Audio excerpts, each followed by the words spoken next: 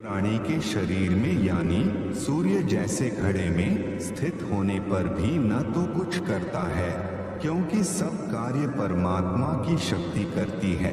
जैसे घड़े के जल में सूर्य दिखाई देता है, उससे जल गर्म हो रहा है, वह सूर्य करता नहीं दिखाई देता, उसकी उष्णता कर रही है।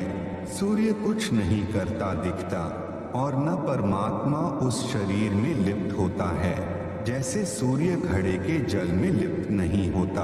गीता अध्याय 13 श्लोक 32 में भी यही प्रमाण है। गीता अध्याय 13 श्लोक 33 में आत्मा और शरीर की स्थिति बताई है। गीता अध्याय 13 श्लोक 34 में गीता ज्ञान दाता ने अपने से अन्य परमेश्वर की जानकारी दी है। कहा है कि इस प्रकार क्षेत्र यानी शरीर तथा क्षेत्रज्ञ यानी गीता ज्ञानदाता के भेद को तथा कर्म करते करते भक्ति करके काल की प्रकृति अर्थात काल जाल से मुक्त जो साधक ज्ञान नेत्रों द्वारा जानकर तत्वदर्शी संत की खोज करके सत्य शास्त्रानुकूल साधना करके तत्व ज्ञान को समझकर उस परम अर्थात दूसरे परम ब्रह्म परमात्मा को प्राप्त होते हैं। उपरोक्त विवरण से स्पष्ट हुआ कि गीता ज्ञान दाता से अन्य पूर्ण परमात्मा है, जिसकी भक्ति की साधना करके साधक उस पूर्ण मोक्ष को प्राप्त हो जाता है, जो गीता अध्याय 15 श्लोक 4 में वर्णित है कि तत्व ज्ञान की प्राप्ति के पश्चात परमेश्वर के उस परम पद को खोजना चाहिए, जहां जाने के पश्चात साधक फिर लौटकर संसार में कभी नहीं आता। सारांश पूर्वोक्त प्रमाणों से तथा इस गीता अध्याय 13 के उपरोक्त प्रमाणों से स्पष्ट हुआ कि गीता ज्ञान दाता से अन्य परम अक्षर ब्रह्म अर्थात पूर्ण परमात्मा है, जिसकी शरण में जाने के लिए गीता ज्ञान दाता ने गीता अध्याय 18 श्लोक 62-66 में कहा है। वही पूर्ण मोक्षदायक है, वही पूजा करने योग्य है, वही सबका रचनहार है, वही सबका पालनहार धारण करने वाला सर्व सुखदायक है, उसको परमात्मा कहा जाता है। प्रश्न नंबर 49 धर्मदास जी का। गीता अध्याय 4 श्लोक 6 में गीता ज्ञान दाता ने कहा है कि मैं अजन्मा और अविनाशी रूप होते हुए भी समस्त प्राणियों का ईश्वर होते हुए भी अपनी योग माया से प्रकट होता हूँ। इसमें श्री कृष्ण जी अपने आप को समस्त प्राणियों का अविनाशी ईश्वर कह रहे हैं। अपने को अजन्मा भी कहा है। उत्तर जिंदा परमेश्वर जी का। हे धर्मदास जी, गीता का ज्ञान काल ब्रह्म ने श्री कृष्ण जी के शरीर में प्रवेश करके कहा है। श्री कृष्ण जी की कोई भूमिका नहीं है। गीता ज्ञान दाता काल ब्रह्म है। गीता ज्ञान दाता ने कहा है कि जितने प्राणी मेरे 21 ब्रह्मांडों में मेरे अंतर्गत हैं, मैं उनका श्रेष्ठ प्रभु यानी ईश्वर हूँ।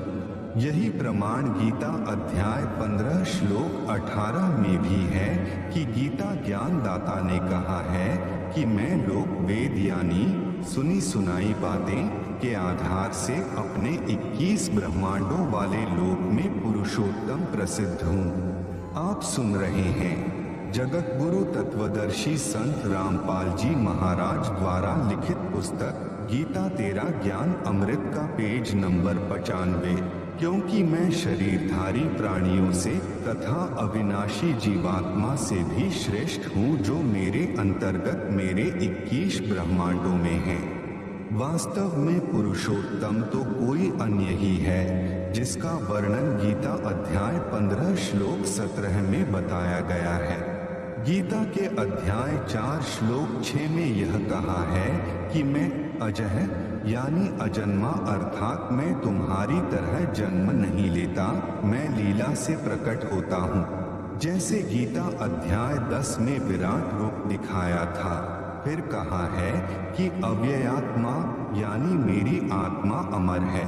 फिर कहा है कि आत्ममाया यानी अपनी लीला से संभवामी यानी उत्पन्न होता हूँ। यहाँ पर उत्पन्न होने की बात है, क्योंकि यह काल ब्रह्म अक्षर पुरुष के एक युग के उपरांत मरता है। फिर उस समय एक ब्रह्मांड का विनाश हो जाता है। देखें प्रश्न 9 का उत्तर। फिर दूसरे ब्रह्मांड में सर्व जीवात्माएं चली जाती हैं। काल ब्रह्म की आत्मा भी चली जाती है। वहां इसको पुनः युवा शरीर प्राप्त होता है। इसी प्रकार देवी दुर्गा की मृत्यु होती है। फिर काल ब्रह्म के साथ ही इसको भी युवा शरीर प्राप्त होता है। यह परम अक्षर ब्रह्म यानी सत्य पुरुष का विधान है। तो फिर उस नए ब्रह्मांड में दोनों पति पत्नी रूप में नए रजगुण युक्त ब्रह्मा, सतगुण युक्त विष्णु तथा तमगुण युक्त शिव को उत्पन्न करते हैं। फिर उस ब्रह्मांड में सृष्टि क्रम प्रारंभ होता है। इस प्रकार इस काल ब्रह्म की मृत्यु तथा लीला से जन्म होता है। गीता अध्याय 4 श्लोक 9 में भी स्पष्ट है, जिसमें गीता ज्ञान दाता ने कहा है कि मेरे जन्म तथा कर्म अलौकिक हैं। वास्तव में यह नाशवान है। आत्मा सर्व प्राणियों की भी अमर है। आपके महामंडलेश्वरों आचार्यों तथा शंकराचार्यों को आध्यात्मिक ज्ञान बिल्कुल नहीं है। इसलिए अनमोल ग्रंथों को ठीक से न समझकर लोग वेद यानी दंत कथा सुनाते हैं। आप देखें इस गीता अध्याय 4 श्लोक 5 में स्वयं कह रहा है कि हे अर्जुन, तेरे और मेरे बहुत जन्म हो चुके हैं। उन सबको मैं जानता हूँ, तू नहीं जानता। इसका अभिप्राय ऊपर स्पष्ट कर दिया है। संभवात का अर्थ उत्पन्न होना है। प्रमाण यजुर्वेद अध्याय 40 मंत्र 10 में भी कहा है कि कोई तो परमात्मा को संभवात यानी जन्म लेने वाला राम व कृष्ण की तरह मानता है, कोई असंभवात यानी उत्पन्न न होने वाला निराकार मानता है। अर्थात तत्वदर्शी संत जो सत्य ज्ञान बताते हैं उनसे सुनो।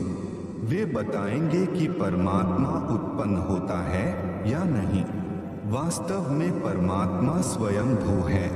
वह कभी नहीं जन्मा है और न जन्मेगा। मृत्यु का तो प्रश्न ही नहीं। दूसरी ओर गीता ज्ञान दाता स्वयं कह रहा है कि मैं जन्मता और मरता हूँ, अविनाशी नहीं हूँ। अविनाशी तो परम अक्षर ब्रह्म है। प्रश्न नंबर 50 जिंदा बाबा परमेश्वर जी का। आप जी ने कहा है कि हम शूद्र को निकट भी नहीं बैठने देते, शुद्ध रहते हैं। इससे भक्ति में क्या हानि होती है? उत्तर धर्मदास जी का, शूद्र के छू लेने से भक्त अपवित्र हो जाता है, परमात्मा रुष्ट हो जाता है, आत्मग्लानि हो जाती है। मैं ऊंची जाति के वैश्य हूँ। आप सुन रहे हैं जगत गुरु तत्वदर्शी संत रामपाल जी महाराज द्वारा लिखित पुस्तक गीता तेरा ज्ञान अमृत का पेज नंबर 96। कथनी और करनी में अंतर। प्रश्न नंबर 51 धर्मदास जी का। हे जिंदा, यह तो सत्य ही है कि शूद्र से दूरी बनाए रखने से भक्त की पवित्रता बनी रहती है। क्या आप नहीं मानते? उत्तर बाबा जिंदा का। यह शिक्षा किसने दी? धर्मदास जी ने कहा, हमारे धर्म गुरु बताते हैं, आचार्य शंकराचार्य तथा ब्राह्मण बताते हैं। परमेश्वर कबीर जी ने धर्मदास को बताया। उस समय तक धर्मदास जी को ज्ञान नहीं था कि आपसे वार्ता करने वाला ही कबीर जुलाहा है, कि कबीर जुलाहा एक बार स्वामी रामानंद पंडित जी के साथ पोताद्रिक नामक स्थान पर सत्संग भंडारे में गया। वह स्वामी रामानंद जी का शिष्य है। सत्संग में मुख्य पंडित आचार्यों ने सत्संग में बताया कि भगवान राम ने शूद्र भीलनी के झूठे बेर खाए। भगवान तो समदर्शी थे, वे तो प्रेम से प्रसन्न होते हैं। भक्त को ऊंचे नीचे का अंतर नहीं देखना चाहिए, श्रद्धा देखी जाती है। लक्ष्मण ने सबरी को शूद्र जानकर ग्लानि करके बेर नहीं खाए, फेंक दिए। बाद में वे बेर संजीवन बूटी बने। रावण के साथ युद्ध में लक्ष्मण मूर्छित हो गया। तब तब हनुमान जी द्रोणागिरी पर्वत को उठाकर लाए, जिस पर संजीवन बूटी उन जूठे बेरों से उगी थी। उस बूटी को खाने से लक्ष्मण सचेत हुआ, जीवन रक्षा हुई। शबरी की भगवान के प्रति ऐसी श्रद्धा थी, किसी की श्रद्धा को ठेस नहीं पहुंचानी चाहिए। सत्संग के तुरंत बाद लंगर यानी भोजन भंडारा शुरू हुआ। पंडितों ने पहले ही योजना बना रखी थी कि स्वामी रामानंद ब्राह्मण के साथ शूद्र जुलाहा कबीर आया है। वह स्वामी रामानंद का शिष्य है, रामानंद जी के साथ खाना खाएगा। हम ब्राह्मणों का अपमान होगा, इसलिए 2 स्थानों पर लंगर शुरू कर दिया। जो पंडितों के लिए भंडार था, उसमें खाना खाने के लिए एक शर्त रखी कि जो पंडितों वाले भंडारे में खाना खाएगा, उसको वेदों के 4 मंत्र सुनाने होंगे। जो मंत्र नहीं सुना पाएगा, वह सामान्य भंडारे में भोजन खाएगा। उनको पता था कि कबीर जुलाहा काशी वाला तो अशिक्षित है, उसको वेद मंत्र कहाँ से याद हो सकते हैं। सब पंडित जी 4 वेद मंत्र सुनाकर पंडितों वाले भोजन भंडारे में प्रवेश कर रहे थे। पंक्ति लगी थी, उसी पंक्ति में कबीर जुलाहा यानी ढाणक भी खड़ा था। वेद मंत्र सुनाने की कबीर जी की बारी आई। थोड़ी दूरी पर एक भैंसा यानी झोटा घास चर रहा था। कबीर जी ने भैंसे को पुकारा, कहा कि हे भैंस पंडित, कृपया यहाँ आइएगा। भैंसा दौड़ा आया, कबीर जी के पास आकर खड़ा हो गया।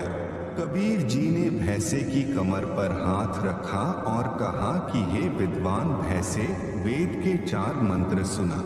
भैंसे ने नंबर 1 यजुर्वेद अध्याय 5 का मंत्र 32 सुनाया, जिसका भावार्थ भी बताया कि जो परम शांतिदायक यानी उसे 80, जो पाप नाश कर सकता है यानी अंधारी, जो बंधनों का शत्रु अर्थात बंदी छोड़ है यानी बम्भारी, वह कबीरसी कबीर है। आप सुन रहे हैं जगत गुरु तत्वदर्शी संत रामपाल जी महाराज द्वारा लिखित पुस्तक गीता तेरा ज्ञान अमृत का पेज नंबर 97। स्वर ज्योति यानी स्वयं प्रकाशित अर्थात तेजोमय शरीर वाला, रिद्धामा यानी सत्यलोक वाला अर्थात वह सत्यलोक में निवास करता है। सम्राट यानी सब भगवानों का भी भगवान अर्थात सर्वशक्तिमान सम्राट यानी महाराजा है। नंबर 2 ऋग्वेद